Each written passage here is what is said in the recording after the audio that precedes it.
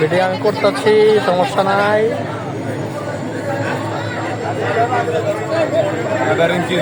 এটা কিন্তু একটা দুর্ঘটনার কারণ, ওই লঞ্চটার দোষ।